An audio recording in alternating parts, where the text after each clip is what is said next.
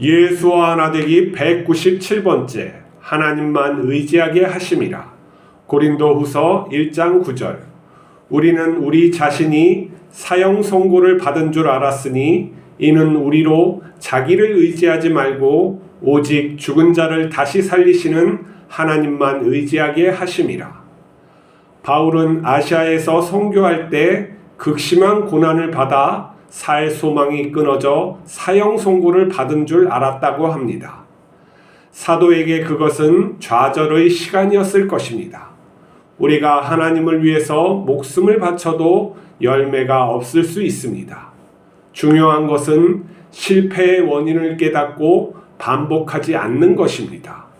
바울은 선교의 실패를 자신을 의지하지 말고 하나님만 의지하라는 뜻으로 받아들입니다. 사도행전을 보면 바울이 아시아에서 선교하고 있을 때 환상 중에 마게도냐 사람이 나타나 도움을 청하는 것을 볼 수 있습니다. 그것은 성령님의 인도였습니다. 바울 일행은 아시아를 떠나 마게도냐에 도착해 그곳에서 누디아라는 여자를 만나고 빌립보 교회가 세워집니다. 시간이 흐르자 아시아에도 바울의 바람처럼 여러 교회가 생깁니다. 선교는 하나님께서 하십니다. 하나님은 전체를 보지만 우리는 부분만 봅니다. 내가 원하는 일이 성취되지 않았다고 하나님의 일이 실패한 것은 아닙니다. 우리의 실패가 하나님께 성공일 수 있습니다. 진정한 실패는 우리가 하나님만을 의지하지 않는 것입니다. 자의적인 열심이 하나님의 일을 방해합니다. 전능한 하나님은 모든 것을 가능하게 하십니다. 하나님께서는 우리가 하나님의 자녀답게 사는 것을 원하십니다. 자녀다움이 선교이며 전도입니다. 우리가 하나님만 의지할 때 하나님의 선하심과 전능하심이 우리를 자녀되게 합니다. 성령님은 우리를 인도하여 예비하신 복을 주십니다.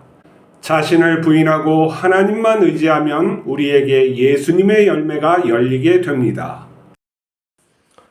선교적 교회라고 들어보셨습니까?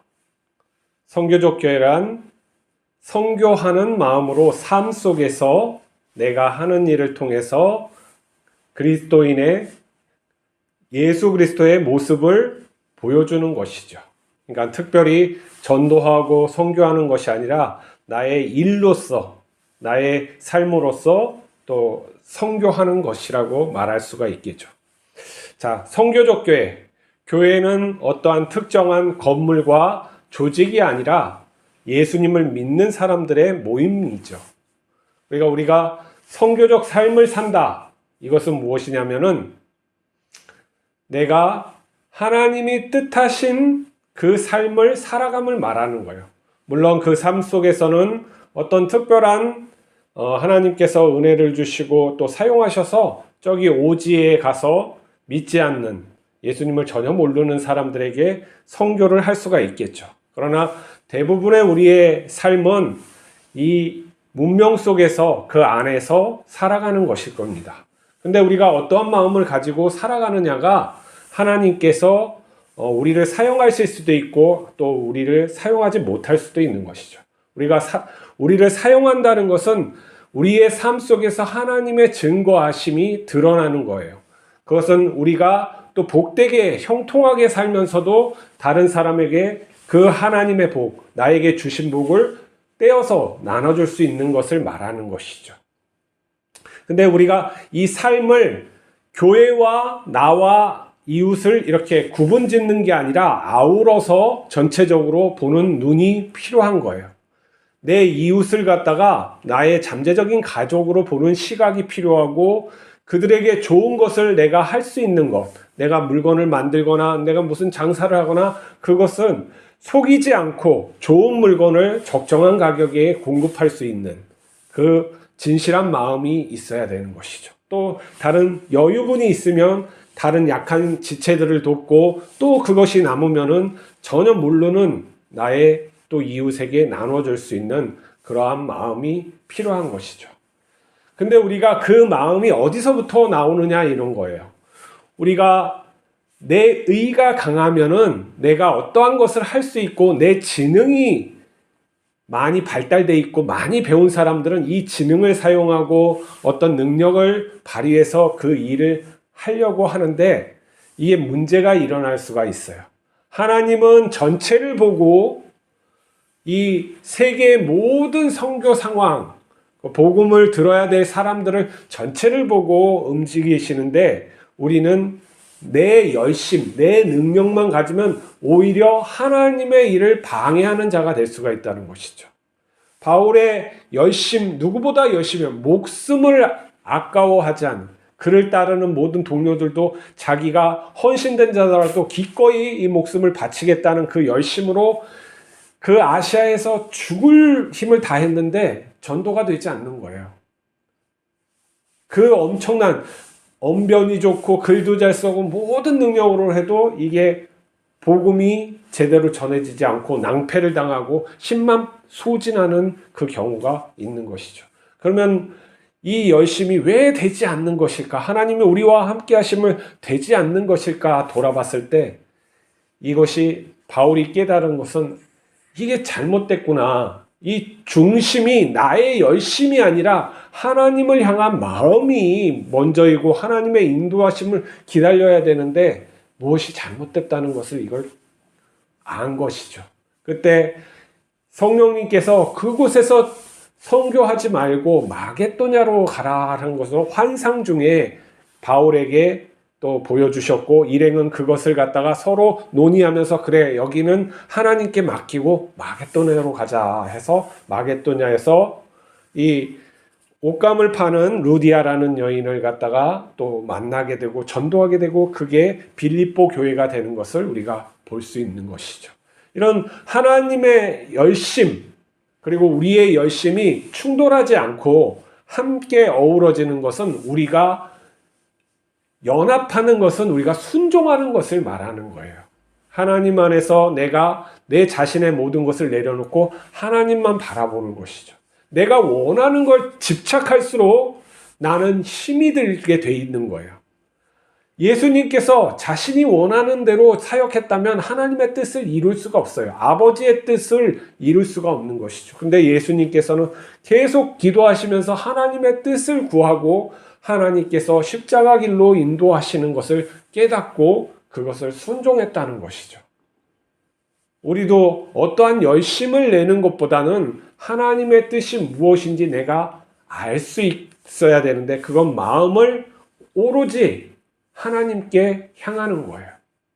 그리고 그 향하는 거에서 물론 여기에서는 지혜도 있어야 되고 또 성실함이 기본적으로 바탕이 돼야 돼요. 우리 그리스도인의 이 성숙함, 그 성화된 삶에서는 어떤 것 하나라도 부족하면 거기가 빵꾸가 내가 돼 있어요.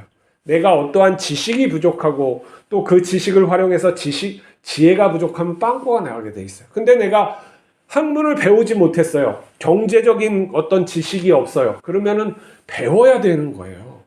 요즘에 인공지능도 잘 나와 있고 다시 똑똑한 사람들, 그 분야의 똑똑한 사람들 말을 들을 그런 것도 나와 있죠. 근데 그 모든 것을 최종적으로 결정하고 내가 그것을 갖다 어떻게 해야 될까 하는 것은 하나님께 맡겨야 되는 거예요.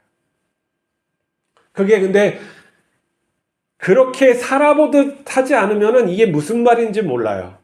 그러니까 한마디로 말해서 내가 열심히 했는데 다 깨졌어. 아무것도 안 돼.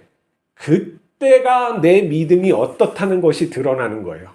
자, 사도 바울이 열심히 막 죽을 똥살똥 하나님이 나와 함께 하신다고 막 했는데 아무것도 안 된단 말이에요.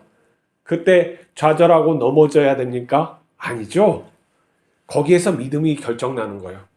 그 좌절할 수밖에 없는 모든 걸 자기의 생명까지 재산, 생명, 뭐 결혼도 안 했으니까 뭐 이생에 뭐 아무것도 다 해서 바쳤는데 아무 결과가 아니라 난 의롭게 살고자 한 것뿐인데 아무것도 했을 때 거기에서 사도 바울은 하나님께 기도한 거예요.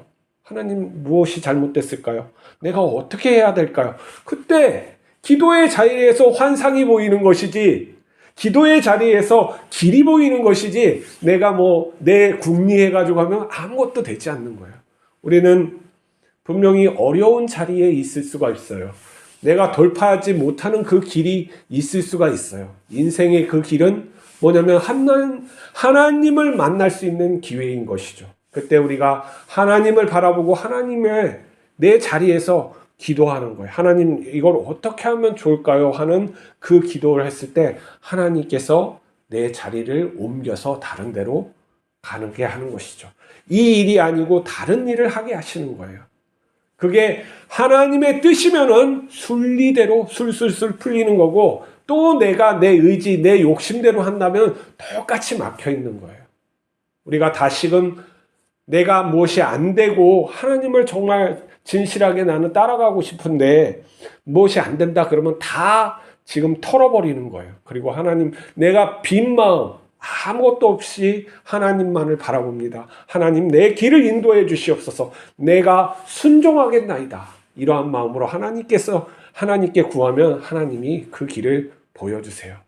증거가 성경에 있고 또 많은 사람들이 그 길을 따라서 삶을 살아가는 것이죠. 그게 무엇의 삶이냐면 하나님 아버지의 친자식의 삶이에요. 아버지를 믿고 사랑하고 그분의 능력을 알기 때문에 내가 내 자신을 버리고 가는 그 삶, 그 속에 예수 그리스도의 삶이 있고 제자들의 삶이 있고 우리의 삶이 있는 것이죠. 그게 하나님 아버지가 주시는 우리의 영화로운 삶이라는 것을 잊지 마시기 바랍니다.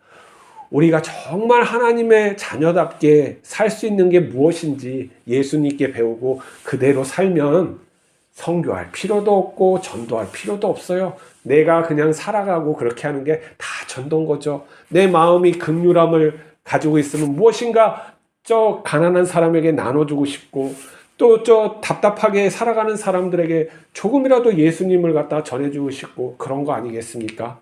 우리가 어떠한 전도로나 선교를 부담으로 생각하지 않고 우리가 하나님의 자녀답게 사는 것이 무엇인가를 더 집중하고 그럴 때 하나님께서 모든 것을 감당하게 하실 줄 믿습니다. 기도하시겠습니다. 거룩하신 하나님 아버지, 우리가 우리 자신을 버리는 게 무엇인지 깨닫게 하여 주시고 하나님만을 오직 믿는 것이 무엇인지 깨닫게 하여 주시옵소서. 미련한 우리 자신을 내려놓고 하나님만 의지하게 하여 주시옵소서. 우리가 기도하고 구할 때 하나님 응답하셔서 우리가 답답치 아니하고 순종의 길을 갈 수 있게 하여 주시옵소서. 오늘도 동행하여 주시옵소서. 우리 주 예수 그리스도 이름으로 기도하옵나이다. 아멘.